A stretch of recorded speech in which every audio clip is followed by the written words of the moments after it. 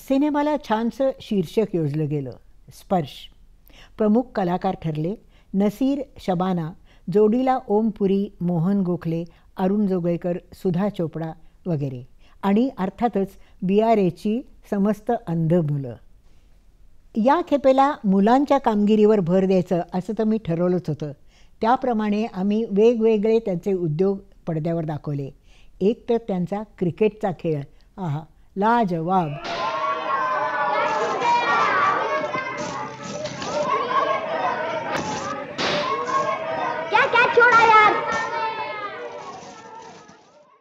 आमचं एकूणच चित्रण खूप छान असं ओळीने सुरळीतपणे चाललं होतं. परंतु मध्येच एक दिवशी मात्र आम्हा सगळ्यांना आई आठवली. कसं ते सांगते. अनिरुद्ध आणि कविताचा भावपूर्ण प्रणय प्रसंग.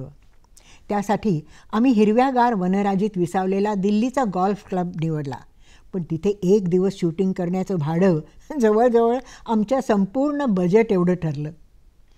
तर ते परवडणं तर शक्यच नव्हतं. मग आम्ही तिथे गुपचूप शूटिंग करायचं ठरवलं, चोरून.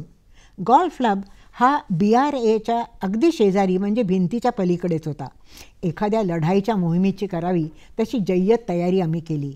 मोजक्या 6 लोकांचा संच ठरवला आणि भिंतीवरून चढून कलाकार, कॅमेरा आणि बाकीचे आम्ही पल्याड गेलो. ठीक से करो सब लोग, रिटेक के लिए टाईम नाही, सैनीनी बजावलं कॅमेरा लावता लावता. माझा एक डोळा कलाकारांवर आणि दुसरा क्षितिजाकडे लागलेला होता. दुरून कोणी येत तर नाही.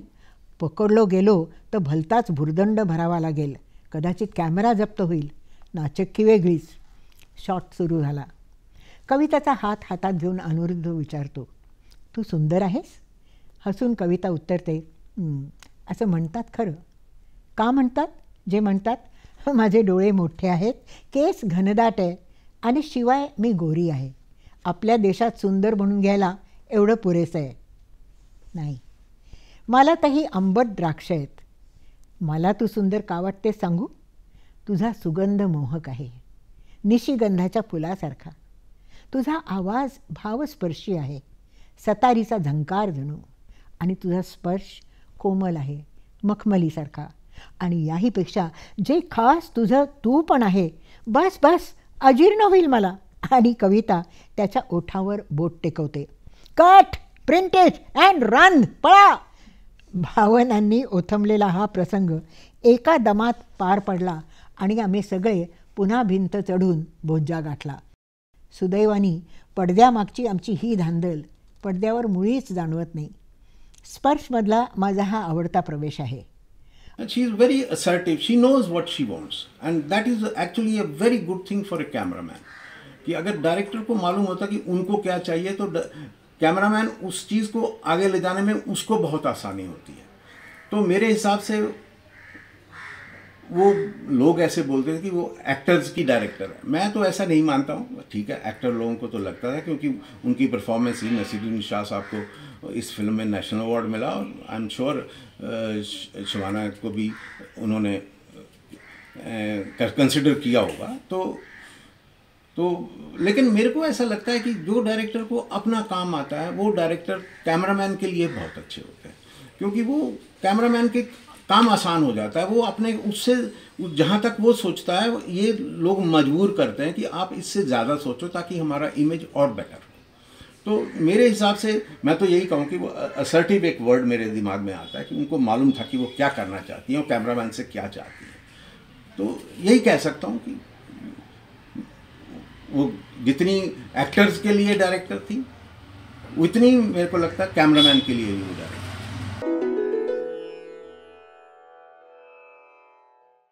स्पर्शमधला आणखी एक बोलका प्रवेश आठवतो. गच्चीवरून कविता खाली पाहते तो अनिरुद्ध फाटक उघडून आत येतोय. ती आपल्या ड्रेसिंग टेबलकडे धाव घेते आणि स्त्री सुलभ प्रेरणेने कंगवा उचलते. पण लगेच वेणी फणीचा खटाटोप हा किती फोल आहे याची जाणीव होऊन ती हसते आणि कंगवा ठेवून मग परफ्यूमची बाटली उचलते. स्पर्शमधल्या भूमिकेबद्दल नसीरचं कौतुक झालं आणि ते रास्तही होतं, पण शबानानेही त्याच्या तोडीस तोड काम केलं. तिच्या अभिनय कुशलतेबद्दल एक किस्सा सांगावासा वाटतो. अनिरुद्ध लग्न मोडल्याचं सांगून निघून जातो. कॅमेरा कवितावर आहे. ती रडणार नाही का, शबानाने विचारलं. धाय मोकलून नाही रडणार, फार तर एखादा अश्रू. ठीक, शबाना म्हणाली, एक अश्रू. डावा डोळा का उजवा? डावा, काहीतरी उत्तर द्यायचं म्हणून मी हसून म्हटलं. शॉट सुरू झाला. शबानाचा क्लोजअप, तिचा चेहरा, डोळे आसवांनी तरारलेले. एक अश्रू गालावरून ओघळला, डाव्या गालावरून. स्पर्श के अंदर एक ऐसा सीन था जो कि ब्लाइंड स्कूल के कॉरिडोर में हम शबाना और नसीर चल रहे हैं, हम पीछे से ट्रैक कर रहे हैं। और जब मैं उसको रिहर्स कर रहा था और जब देख रहा था तो मेरे को, क्योंकि ना शबाना नसीर को देख रही थी ना नसीर उनको देख रहा था, तो सीन बहुत फ्लैट लग रहा था। Cinematic I mean lighting point of view से मैं बात कर रहा हूँ और किसी से वो बहुत फ्लैट लग रहा था। और मेरे को थोड़ी सी उसमें, और कैमरामैन को थोड़ी सी, जब वो सीन फ्लैट लगता तो उसको थोड़ी सी दिक्कत आती है उस चीज़, उसको अच्छा नहीं लगता है। तो मैंने सोचा कि चलो मैं मैडम से बोलता हूँ कि अगर वो शबाना को एक बार बोल सकें कि वो पीछे मुड़ के देख लें या नसीर को देख लें, जिससे कि वो लाइट, जब वो लाइट के नीचे से क्रॉस करेंगी तो दिखेगा, तो लाइटिंग का पता चलेगा और थोड़ा सा सीन में जान आएगी, ऐसा मेरे को लगा। फिर मैंने सोचा कि अगर उन्होंने ये कह दिया कि इसके लिए तो कोई मोटिवेशन ही नहीं है उसको देखने का पीछे, तो काय के दिया देखेगी, तो मैंने कहा रहने देते हैं। तो तभी मुझे एक इंगमैर बर्गमैन के कैमरामैन स्वेन न्यूक्विस्ट ने एक इंटरव्यू दिया था साइट एंड साउंड में, जो मैंने पढ़ा हुआ था। तो उनके उस इंटरव्यू में उनको पूछा गया था कि आप सेट के ऊपर किसके साथ आपके सेट के ऊपर कौन ज़्यादा सुनता है? तो उन्होंने कहा सेट के ऊपर कैमरामैन की हमेशा हीरोइन सुनती है और कोई नहीं सुनता है। बाकी सब जो सबॉर्डिनेट जरूर सुनेंगे, लेकिन आपके लेवल पे ना डायरेक्टर सुनेगा ना कोई सुनेगा, ये सिर्फ हीरोइन आपकी सुनेंगे। तो उन्होंने एग्जाम्पल भी दिया था कि कैसे बीबी एंडरसन ने और लिव उलमैन ने उनकी बातें मानी थी, जो कि इंगमैर बर्गमैन को कभी मालूम नहीं हुआ था।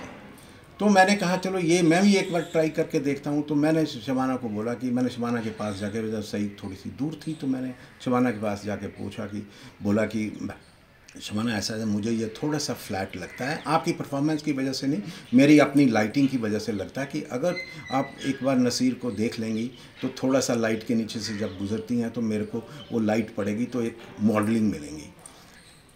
तो मैंने उनको बोल दिया, उसने सर हिलाया, ठीक है। उन्होंने रिहर्सल में तो नहीं किया, लेकिन नेक्स्ट टाइम जब टेक था तो उन्होंने देखा उनको और मेरे को वो अच्छा लगा। एंड जब शॉट हो गया, डायरेक्टर ने कट बोल दिया, तो सही ने उसको बोला बहुत अच्छा तुमने उसको देखा, it really improve the scene. So I said look sometime you don't know कि आपने क्या किया, वो कहाँ तक पहुँच जाता है। माझा आणखी एक आवडता प्रसंग म्हणजे कविता लग्नाची साडी विकत घ्यायला जाते तो.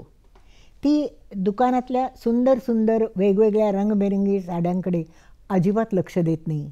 फक्त प्रत्येक साडीच्या पदरावरून, तिच्या अंगावरून हात फिरवून बघते अगदी मुलायमपणे आणि पोत पाहून ती साडी ठरवते.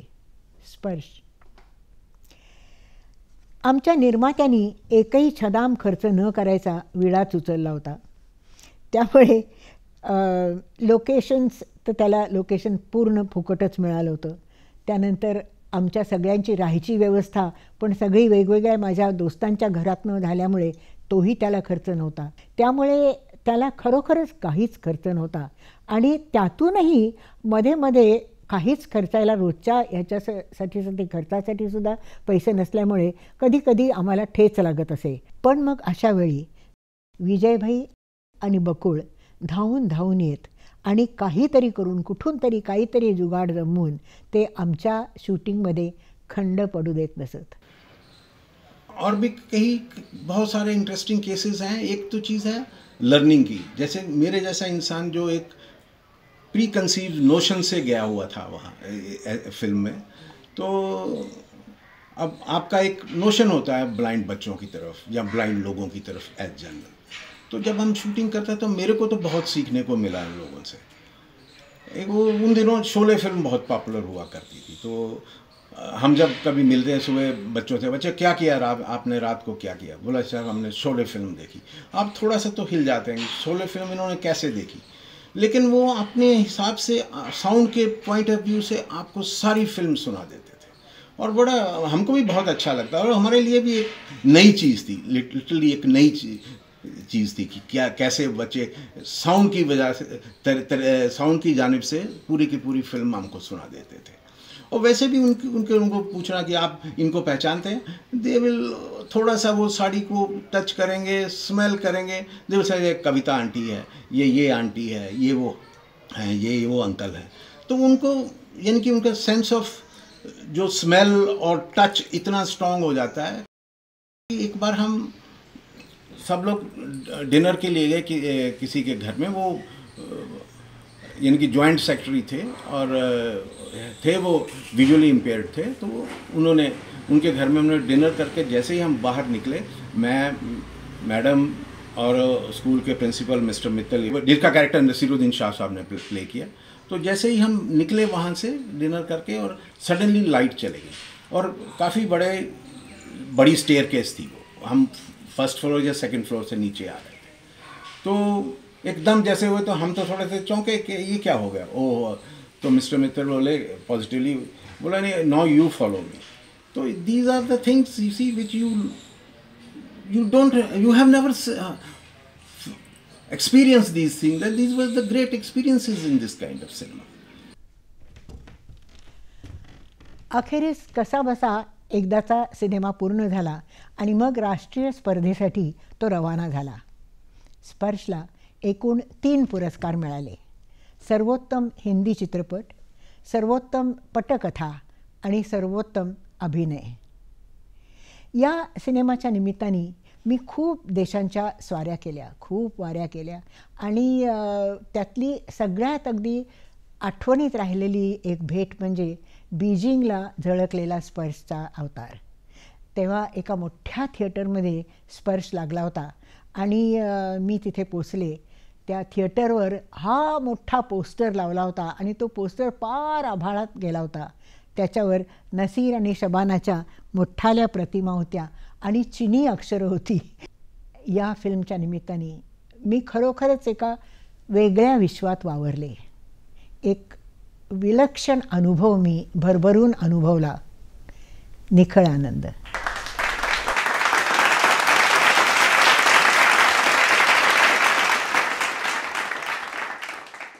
मैंने और भी फिल्में देखी थी स्पर्श से पहले, जो और लोगों की, लेकिन स्पर्श देखने के बाद मुझे ये लगा कि मैं फिल्म ही नहीं देख रहा हूँ. ऐसा लगता है ज़िंदगी देख रहा हूँ.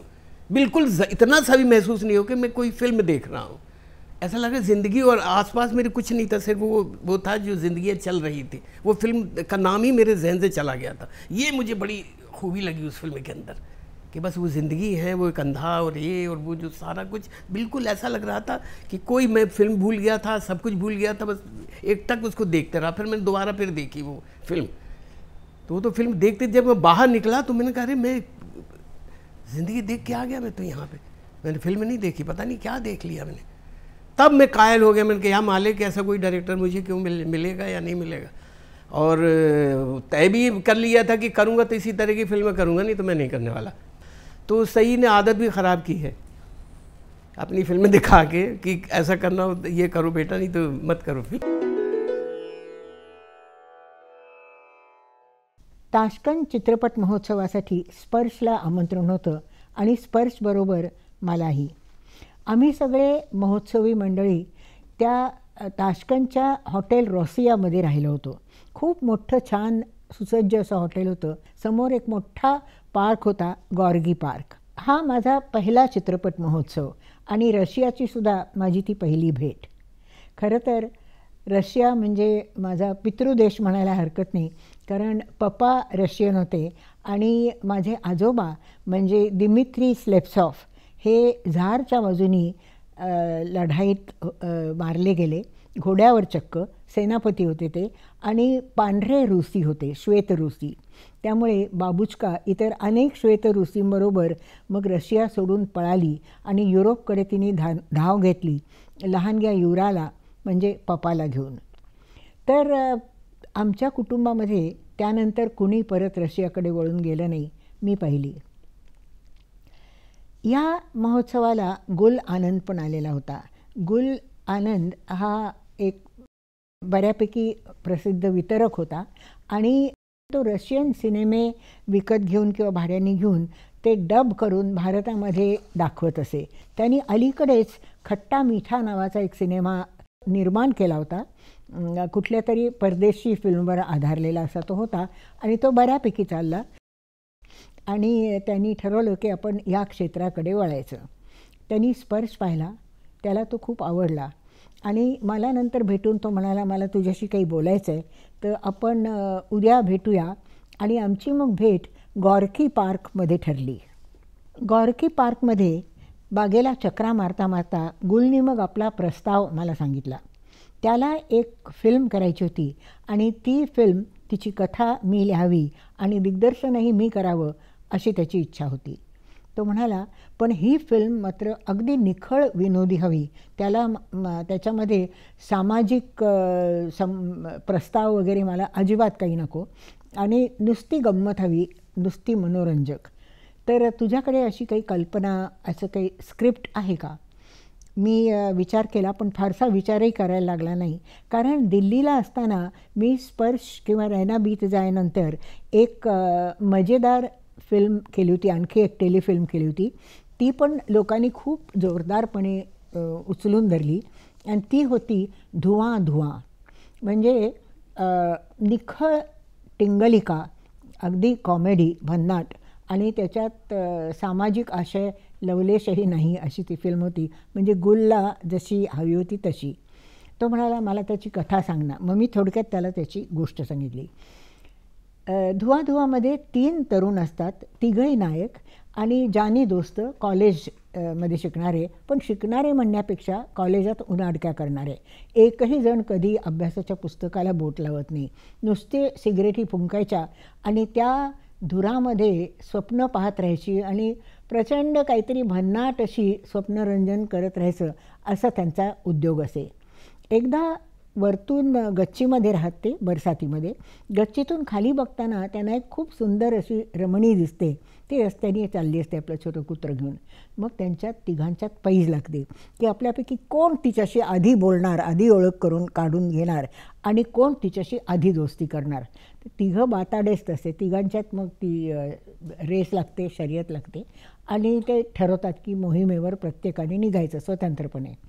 ह्या तिघांच्या मग मोहिमा प्रत्यक्ष आणि त्या मोहिमामध्ये झालेली त्यांची फटफजिती ही आम्ही चित्रित केली. आणि नंतर अर्थात ते खोलीत येऊन दुसऱ्या दोघांना थोडंच सांगणार की अशी अशी माझी फजिती झाली. मग ते बाता मारून काहीतरी भन्नाट असं कपोलकल्पित कथानक सांगत आणि येऊ केलं तेव्हा केलं असं दोघा दोस्तांना. आणि तिघांच्या अशा त्या कपोलकल्पित कथा त्या पण आम्ही चित्रित केल्या. त्या अर्थातच अतिशय वेगळ्या होत्या. तर नंतर या कथा ऐकल्यावर मग त्यांच्या लक्षात येतं की अरे पण हे असं किती दिवस आपण चालवणार, हे काही खरं नाही. मग ते म्हणतात, अरे यार हे पहा, ती मुलगी इतक्या सलगिरी आपल्या तिघांच्याही बरोबर वागली, म्हणजे ती काही खरं नाही, ती काही चांगल्या चालीची दिसत नाही, नकोच आपल्याला, उगीच आपल्या इतक्या सुंदर दोस्तीमध्ये वितुष्ट यायला नको, चला तिचा नाद सोडून देऊया. ते म्हणतात सोडला, आणि मग तिघंजणं आपापली सिगरेट काढतात, ती पेटवतात, आणि त्या धुरामध्ये ती स्वप्नसुंदरी विरून जाते. गुलला ही कल्पना खूप आवडली, पण एक अडचण होती. तो म्हणाला, हे बघ, तुझ्या कथेमध्ये तिघंही सडेफटिंग आहेत, तिघंही बेकार उनाड. आपल्याला कोणतरी एक तर हिरो पाहिजे, म्हणजे एक सालस आणि अभ्यासू आणि सचोटीने काम करणारा, म्हणजे आपल्याला कोणीतरी हिरो पाहिजे की नाही, कारण आपण व्यावसायिक फिल्म करतो आहे, बरोबर. बरोबर. मग म्हणाला, असं कर, तू ही आता कथा जरा एक त्यातला माणूस बदलून त्याला हिरो करून पुन्हा लिहून काढू शकशील का? म्हटलं हो, त्यात काय, काढता येईल, काही अवघड नाही फारसं. म्हणाला, किती तुला दिवस लागतील? मग मी 1 महिना मागून घेतला. तो म्हणाला, ठीक आहे, आपण 2-3 दिवसात परत जातो आहे भारतात, आज अमुक तारीख आहे, बरोबर पुढच्या महिन्याच्या त्याच तारखेला मी तुला फोन करीन आणि तुझी तोपर्यंत कथा पूर्ण झाली असेल, करेक्ट? म्हटलं करेक्ट. मग आम्ही पांगलो एकमेकांचा निरोप घेऊन. मी परत आले भारतात आणि काहीही केलं नाही, आणि बरोबर नेमक्या दिवशी गुलचा फोन आला. मी खजील झाले. मग काहीतरी थातूरमातूर कारणं सांगितली आणि म्हटलं, मला अजून 3 दिवस दे, मी तुला देते कहाणी पूर्ण. तर त्यांनी 3 दिवस दिले. अर्थात मी फोन खाली ठेवला आणि लेखणी उचलली, आणि जे लिहायला लागले ते 3 दिवसात मी मग पटकथा नवीन पूर्ण केली. गुलला ती खूप आवडली. गुल हाडाचा सिनेधंदेवाईक होता. प्रेक्षकांची नाडी त्यांनी अचूक ओळखली होती. तो म्हणाला, अगं तुझी कथा झकासच आहे, पण गुलचा हा पण वारंवार पुढे आड येऊ लागला. म्हटलं, पण काय? तो म्हणाला, हे बघ, तुझी ही कथा, पटकथा फक्त तरुणांसाठी आहे, कॉलेज युवकांसाठी, पण आपल्याला त्यांचे आईवडील, त्यांची भावंड, त्यांचे काका काकू, त्यांचे मामा मामी, त्यांचे आजोबा आजी सगळेच यायला पाहिजेत. तर ह्या तुझ्या यायला फक्त तरुण लोक येणार, असं कसं चालेल? आपल्याला व्यवसाय करायचा आहे सिनेमाचा. ठीक आहे म्हटलं. मग त्या कहाणीत एक एक पात्र जोडत गेले. ती दीप्तीचे वडील आले, आई नसते तिची, आजी आली अतिशय गोड अशी, त्यानंतर भाऊ आला एक मोठा, आणि एक गल्लीतला पानवाला पण आला, आणि इतरसुद्धा थोडी फुटकळ पात्र इकडे तिकडे आली, आणि अशी ही कहाणीमध्ये जमा झाली, आणि गुल खुश झाला. पण मी कुरकुरत म्हटलं की मला मात्र तुझ्या या सल्ल्यानी सारखं आता वाणी झाल्यासारखं वाटतं आहे, कागदात सामान बांधणारा, पुढे बांधणारा वाणी. म्हटलं, मला लेखिका आहे असं अजिबात वाटतच नाही, सारखं काहीतरी तुझे विचित्र अशा मागण्या असतात. तर गुल नुसता हसला. गुलने मात्र अतिशय काटेकोरपणे सगळं केलं. त्यांनी एक करारपत्र तयार केलं, रीतसर सगळ्यांच्या सह्या घेतल्या, आणि मग तो वेळचे वेळी ठरल्याप्रमाणे हप्ते देत राहिला. कधी त्यात चाल ढकल झाली नाही. पण शेवटी फरक हा जरी असला तरी माझ्या पदरी नेहमीप्रमाणे चिंचोकेच आले, आणि गुलनी मात्र किंवा या सिनेमानी खोऱ्यानी पैसे ओढले. हा अतिशय मोठा बॉक्स ऑफिस हिट झाला.